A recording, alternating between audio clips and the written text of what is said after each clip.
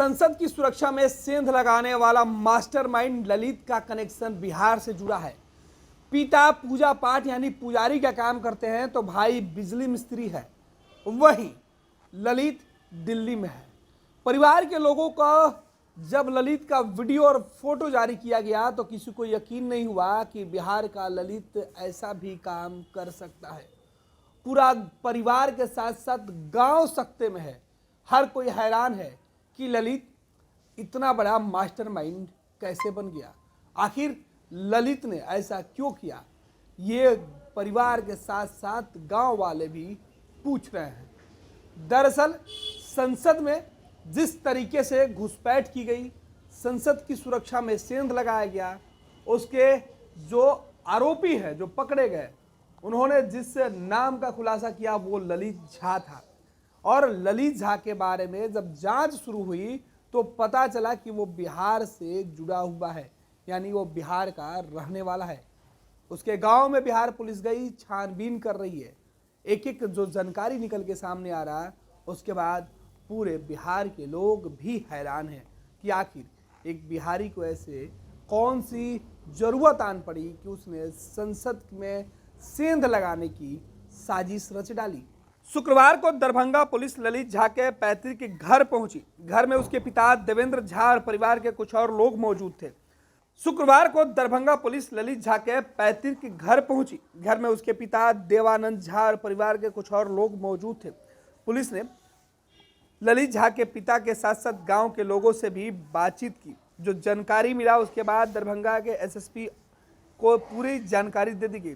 हालांकि इस बीच दरभंगा के एसएसपी ने मीडिया से बातचीत में बताया कि ललित का पारिवारिक पृष्ठभूमि बेहद समान है। पुलिस ने उसके घर और आसपास के लोगों से यह भी जानकारी इकट्ठा की कि कोई खास वजह तो नहीं रही। हालांकि कुछ खास गांव के लोगों ने नहीं बताया। दरभंगा के रामपुर उदय गांव के लोगों ने बताया कि ललित और उसके परिवार के पास बहुत कम धन संपत्ति है। गांव में रहकर रोजी रोटी चलाना संभव नहीं था, इसलिए पूरा परिवार पश्चिम बंगाल में रहने लगा था। पर्व त्योहार और खेती के मौके पर ललित झा और उसके परिवार का गांव में आना जाना बस होता था।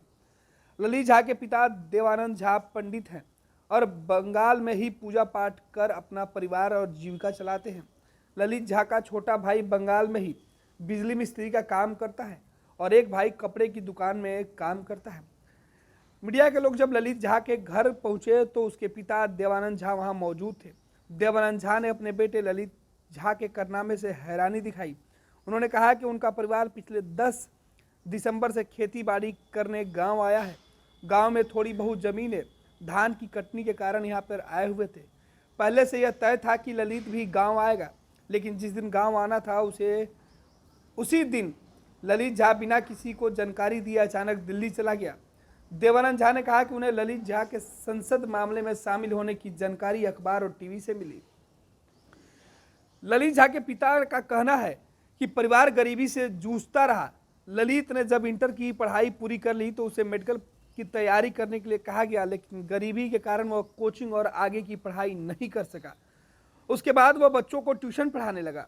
रामपुर उदय गांव में ललित ने गरीब परिवार में ही अपनी पूरी जो परवरिश है वो देखी है। यहाँ इस परिवार का एक छोटा सा घर है। ललित के पिता का कहना है कि वह खेती बाड़ी के काम से गांव आते जाते रहते हैं। उन्हें अंदाजा भी नहीं था कि बेटा ऐसी घटनाओं को अंजाम दे देगा। ललित के पिता अपने बेटे की करतूत से काफी मर्माहत है। पूरा परिवार और गांव के लोगों के बीच हैरानी है कि आखिर ललित ने ऐसा क्यों किया। ललित 3 भाइयों में मझला है। उसका बड़ा भाई सोनू बंगाल में ही कपड़ा दुकान में नौकरी करता है तो छोटा वहीं पर बिजली मिस्त्री का काम करता है। आपको बता दें कि संसद में शीतकालीन सत्र के दौरान 13 दिसंबर को 2 नवयुवक दर्शक दीर्घा से कूद गए थे लोकसभा के अंदर। टीवी में जब तस्वीरें सामने आई और वीडियो में दोनों को केन से पीली गैस उड़ाते और नारेबाजी करते देखा गया। बाद में उन्हें पकड़ लिया गया। सदन में घुसने वाले उन दोनों की पहचान सागर शर्मा और मनोरंजन के रूप में की गई। वहीं अनमोल सिंह और नीलम देवी भी संसद परिसर के बाहर इसी तरीके से केन लेकर लाल पीले गैस उड़ा रही थी, नारेबाजी कर रही थी। वे दोनों भी पकड़े गए। उसके बाद पुलिस ने जब पूछताछ शुरू की तो पता चला कि घटना का मास्टरमाइंड कोई और है। पुलिस जांच में पता चला कि इस मास्टरमाइंड का नाम ललित झा है। ललित झा इस घटना के वक्त संसद के बाहर था।